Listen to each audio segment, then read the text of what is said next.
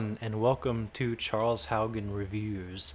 I know it's been a couple of weeks since I released that little short for Park Chan-Wook's new film, No Other Choice, but I decided that I wanted to give it a little bit of time since the movie's not technically coming out till Christmas, and I was fortunate enough to see it early. Let's jump into it, starting off with the plot summary. We follow a character in this movie by the name of Man-Soo, and he's played by Lee Byung-hun. Lee Byung-hun is somebody that we have seen before in a Park Chan-Wook movie, specifically Joint Security Area, or commonly known as JSA. He was also in the wonderful film I Saw the Devil, which I absolutely love. It's one of my favorites. So, no stranger to this guy. He's a fantastic actor, one of the best out of South Korea, hands down. And basically, he is an expert in the paper industry, and he ends up getting laid off amidst a large amount of layoffs that are happening in the industry in general. And he goes on this journey where he needs to support his children. One of his kids is almost like nonverbal, autistic, and his other kid is kind of a bit of a troublemaker at times. And his wife is not really, I wouldn't say she's demanding, but she definitely is the domineering one in the family overall. Like, she's the head of the household, you can almost tell. So basically, Man-Soo ends up having to try to find a way to make ends meet, and this leads him down a path to do more and more nefarious things, and we get into some very interesting events. And starting off with the cinematography, it's little to no surprise that the cinematography in this film is gorgeous. It honestly has some of Park Chan-Wook's best transitions he's ever done. He is often pretty creative with the transitions. We definitely see that in Old Boy and Handmaiden, and here it is no different. There are some truly, genuinely innovative transitions here when we're going from scene to scene.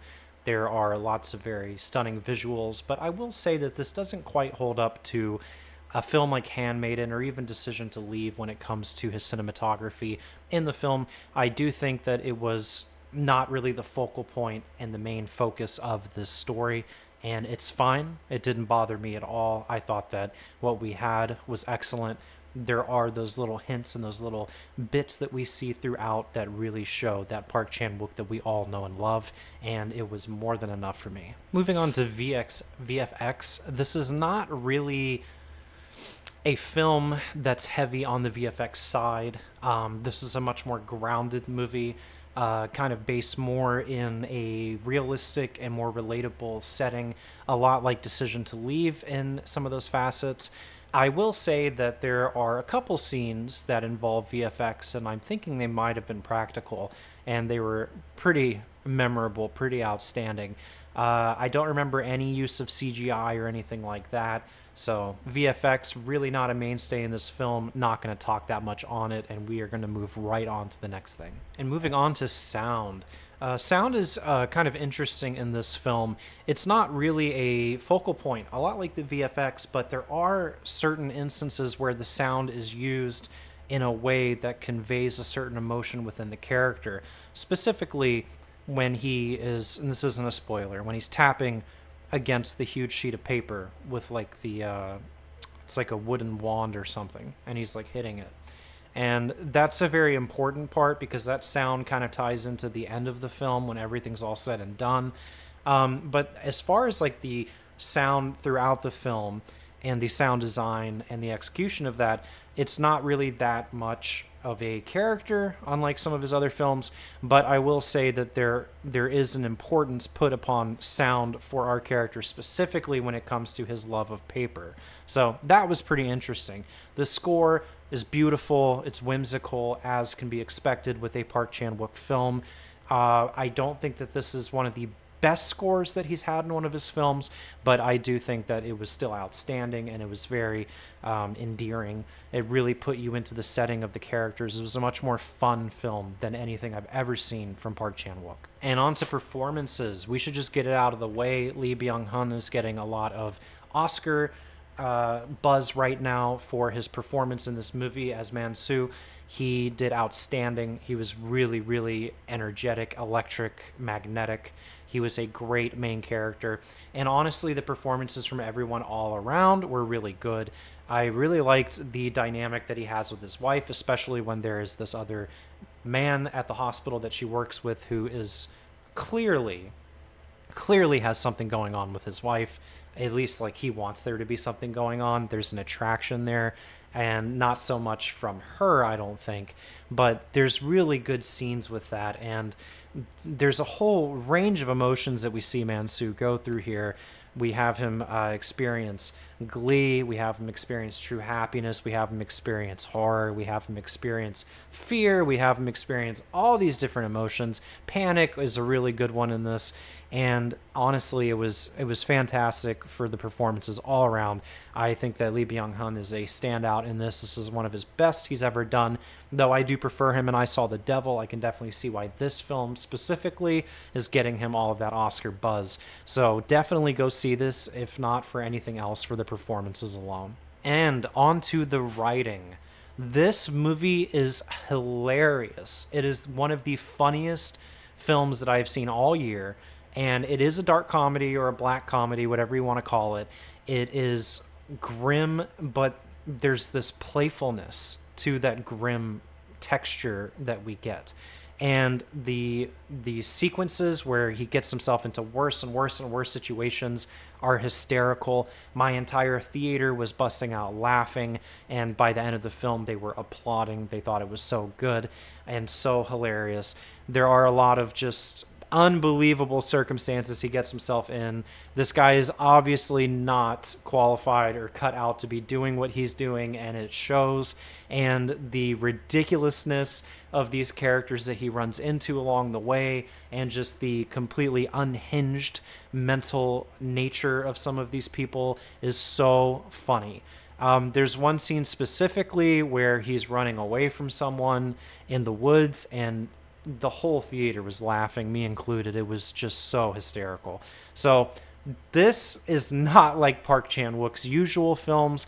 I am on a kind of like kick right now where I'm watching his entire filmography. Stoker is up next. I recently watched JSA, Thirst, and Decision to Leave. And I know that he's done some films in the past that were not necessarily as dark as those other ones that I mentioned. But this, right as of right now, is the most lighthearted film I've ever seen him do. And the fact that he can alternate from some hardcore drama like in JSA or Decision to Leave, and then go to something more brutal like Old Boy, and then something more supernatural like Thirst, and then something more comedic like this. It just shows the range of Park Chan-wook as a director and cements him as to why he is potentially my favorite director ever. He's tied with Denis Villeneuve. If you've seen my greatest, or my ranking of the greatest directors video, then you'll know him and Denis Villeneuve are my favorites, and this film is no exception to the rule. He once again knocks it completely out of the park. And now for my overall rating of the film. So I have very high standards for South Korean cinema. I watch a lot of it, so going into this, I was very anticipatory, and that might have affected my outcome of how I feel about it. I think the movie's fantastic, so don't think that I'm heading towards saying that I didn't like it. I loved it. But comparing it to his other films is just kind of like, I don't know. It's like comparing Terminator 2 and Aliens to some of James Cameron's more recent stuff like Avatar, or comparing his other stuff, comparing Terminator 2 and Aliens to True Lies, for example. Like, True Lies is a good film. Avatar is a good film.